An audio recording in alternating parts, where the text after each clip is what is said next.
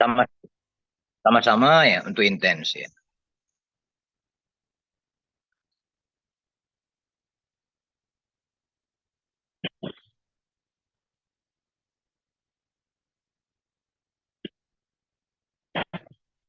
Iya,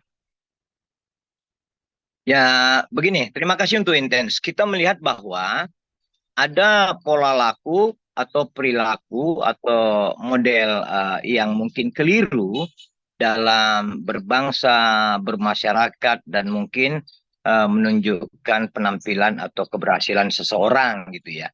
Kami melihat bahwa banyak orang-orang jahat yang berselubung seperti kebaikan, berselubung harta benda, berselubung seperti hal-hal yang mulia, ternyata kan mereka adalah orang-orang yang memang patut untuk kita singkirkan dari kehidupan yang normal gitu.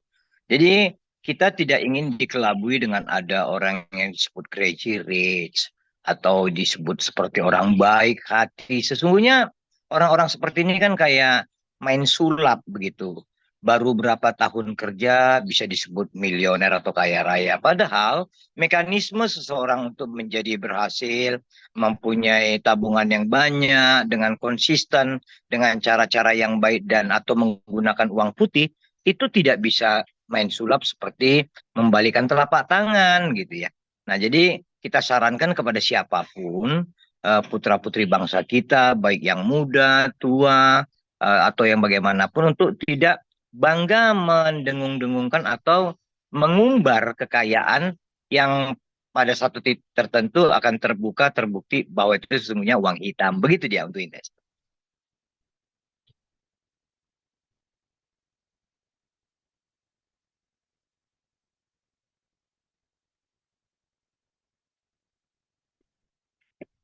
Malah kita lihat kawan-kawan di Kejaksaan Agung sesungguhnya mungkin tepo seliro ya menggunakan waktu, ritme yang tepat. Kan saat itu Helena itu tidak ada di tempat ya. Tapi apa yang dilakukan oleh kawan-kawan di Kejaksaan Agung, pidana khusus mereka itu adalah cara yang sebenar-benarnya dan sebaik-baiknya. Pertama, mereka tidak asal main apa ya main tangkap, tidak asal main tuduh, tidak ada asal main geledah, tetapi ada mekanisme yang mereka lakukan kemudian mengarah ke Helena Lim ini. Nah, yang kita harapkan berikutnya adalah kalau seperti kami sebut di awal, sedari awal adalah Helena Lim ini kan orang sebenarnya bukan siapa-siapa ini kan. Ini bukan orang berpengaruh, bukan orang yang pinter, bukan orang yang mempunyai kemampuan yang luar biasa gitu kan. Tetapi pencitraan yang dibentuknya seakan-akan dia menjadi orang yang paling baik, paling segala-galanya. Orang-orang seperti ini sebenarnya orang munafik ya kan. Munafik ini nggak baik lah hidupnya gitu. Nggak usah kita merasa wah atau merasa tertegun dengan orang-orang seperti ini gitu. Nah, kita minta agar Kejaksaan Agung sesegera mungkin memeriksa dan menangkap orang-orang yang ada di atasnya Herlina ini. Karena Herlina ini dalam konteks tindak pidana korupsi di pertambangan di IUP PT Timah Persero itu dia itu level keset kaki, orang-orang yang tidak berguna, orang-orang yang hanya menjadi pelengkap penderita, dia adalah kanal untuk eksekutor bagi orang-orang yang di atasnya seperti mantan dirut, mantan direktur keuangan, mantan direktur operasi di sana, dan nggak mungkin nggak terlibat. Cenderung BOD PT Timah pada masa pemeriksaan ini terlibat. Begitu deh.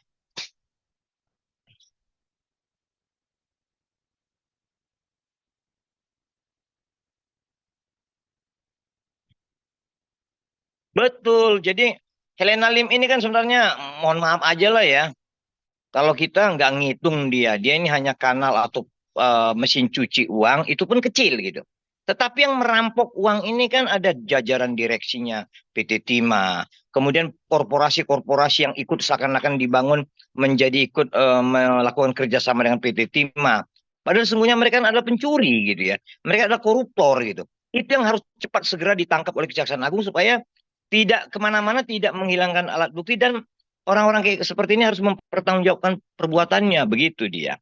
Nah, kalau Herlina Lim ini kan sekedar pintu masuk bagi Kejaksaan Agung untuk mengobok-obok melihat apa sesungguhnya yang terjadi selama kurun waktu kurang lebih 10 sampai 15 tahun yang lalu dalam konteks IU pertambangan timah di Bangka Belitung. Kita apresiasi sekali lagi Kejaksaan Agung luar biasa dan orang-orang seperti Herlina Lim ini bagi mereka nggak ada beda dengan pelaku kejahatan lainnya. Mereka tidak terpengaruh dengan publisitas dari seorang Herlina Lim, Crazy Rich Pantenda Kapuk dan lain-lain. Jangankan Crazy Rich Pantenda Kapuk, Crazy Rich Swiss aja bila perlu disikat kan begitu.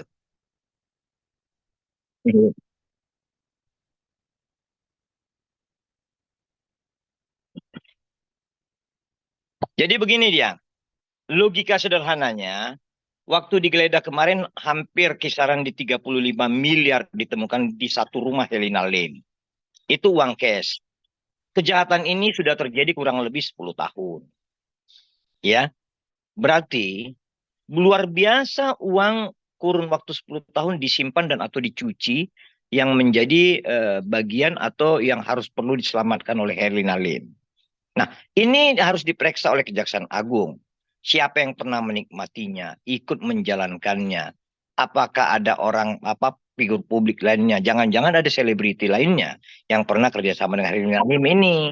Jangan-jangan ada figur-figur yang dibesarkan oleh dia juga untuk menjadi tokoh tenar yang tadinya bukan siapa-siapa. Ya artinya banyak mungkin orang-orang yang menjadi berhasil pansos dari pundak dan atau kekuatan pundi-pundi uang korupsinya Herlina Lim ini kan bisa jadi. Ini diperiksa. Jangan jangan orang-orang ini menjadi seperti selamat menjadi orang baik. Padahal sungguhnya dia orang jahat, bukan begitu dia.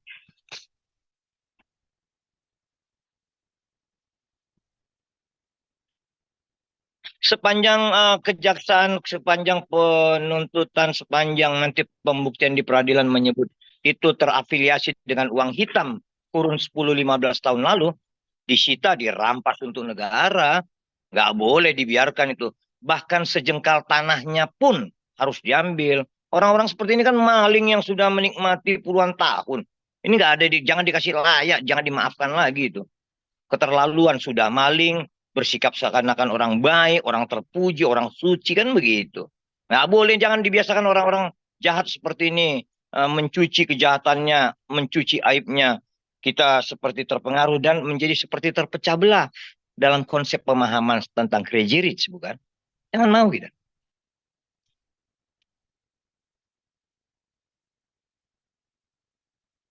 Kalau kita mau sebut dia kejahat apa penjahat rich aja sekalian kan. Kan luar biasa yang dicurinya ini kan.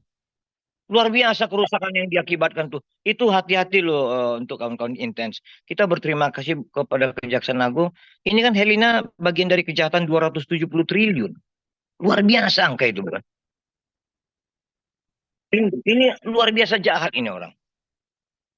Nah, kejaksaan harus menangkap orang-orang jahat yang di atas level dia, di atasnya lagi dan di atasnya lagi. Supaya rasa adil itu kita temukan, supaya orang-orang yang akan menjadi posisi Herlina di kemudian hari akan tidak melakukan itu. Supaya apa? Ada efek jera. Supaya uang negara itu tidak digerus oleh orang-orang munafik yang sesungguhnya tidak bekerja tetapi malah merusak negara kita. Begitu.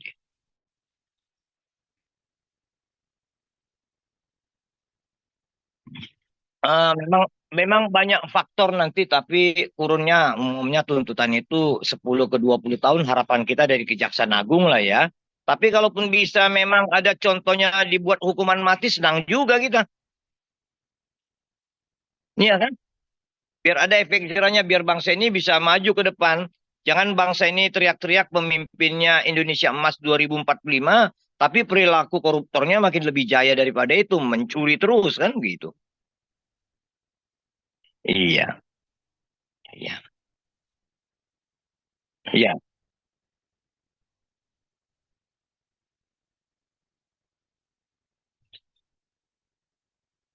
Kita harapkan agar jangan apa orang-orang membentuk persepsi atau performa atau iklan bahwa dia orang baik padahal sesungguhnya dia adalah perampok dan orang yang paling jahat itu. Itu yang pertama. Jadi jangan you piara kemunafikan.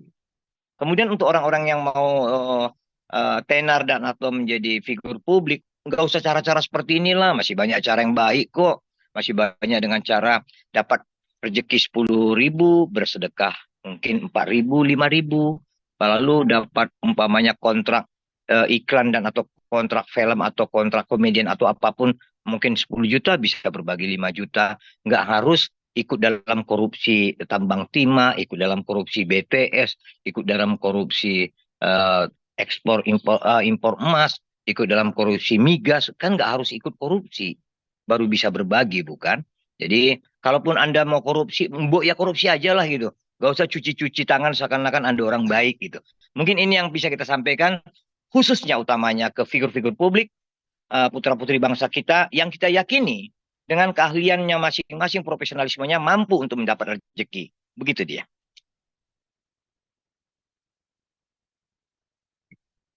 Oke.